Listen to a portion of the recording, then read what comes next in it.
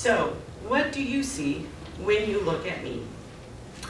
On October 29, 2004, I was released from prison.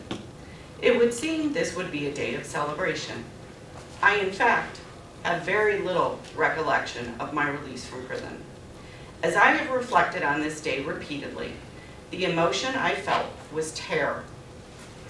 I was completely ill-prepared.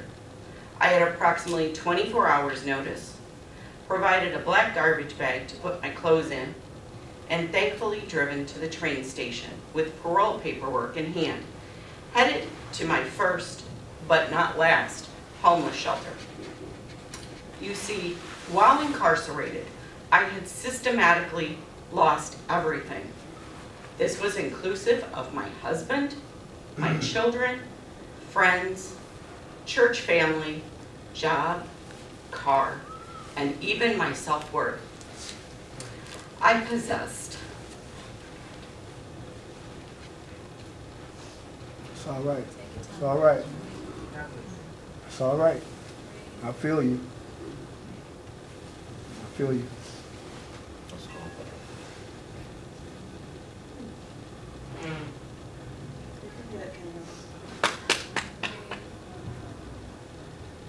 Jeez.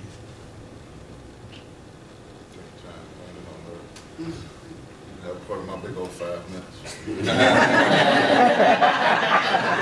Hey, man, kill it. So, I possessed no direction and was instructed to not leave the shelter for 72 hours That's right. until I had met. So I followed those instructions.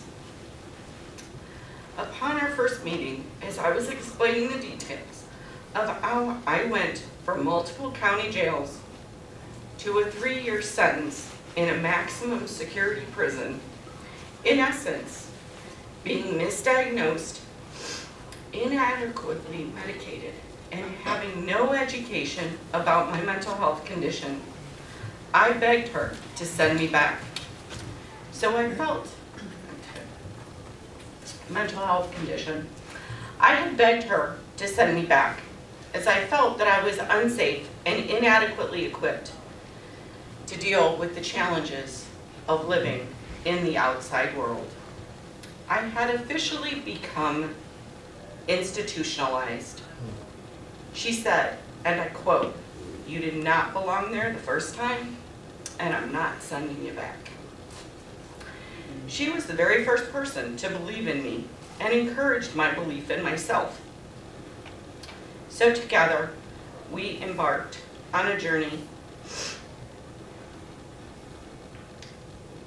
developing a plan of securing part-time employment.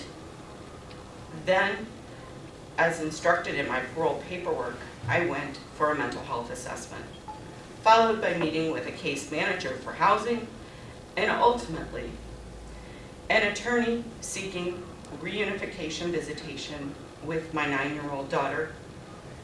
As you see, my 15-year-old daughter had decided that she wished to have very little, if any, relationship with me.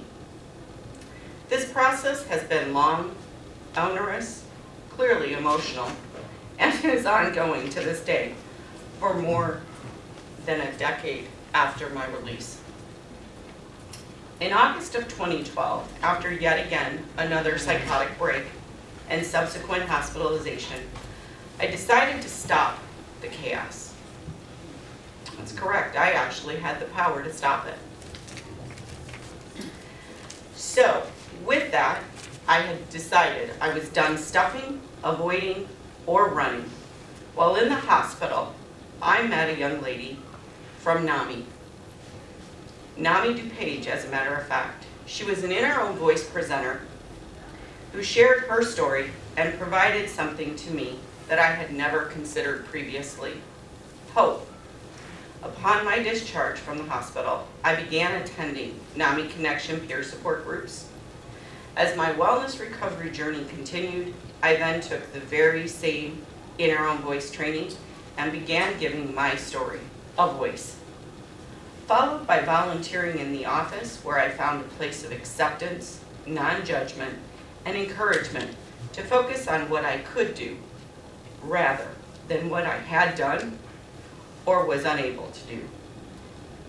In conjunction, I began working with a therapist twice a week, and this time I shared everything in order to process my trauma and PTSD, as well as develop healthy coping skills. I continue to work with my general practice physician concerning my chronic physical health issues, as well as my neuropsychiatrist to manage my chronic mental health issues. During this process, I had decided I wanted to give back to the community as those had given to me. However, that would not be as simple as it sounds, because I am still considered a violent offender and unable to clear a background check. The only opportunity provided to me currently is to file an executive clemency petition with the Illinois Prison Review Board. I successfully wrote and submitted for a hearing, which was held in October of 2013. That petition was subsequently denied on July 1st of 2016. I am currently preparing to resubmit this petition in July of this year. As I stated before you today, sharing my story, as I stand before you today, sharing my story, I have one question, and that is, when does my sentence end?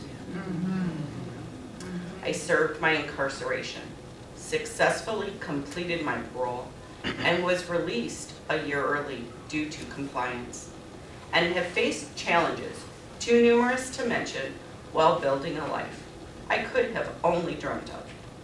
However, today I am reminded of my number, R75932, on a regular basis, which, by the way, my parole agent told me I would forget in less than 30 days. Whenever I have filled out a job application, rental agreement for housing, tried to volunteer for school or church activities, and the list continues. I am no longer defined by my past, but rather I use it to advocate and share hope with others. Thank you for allowing me this opportunity today.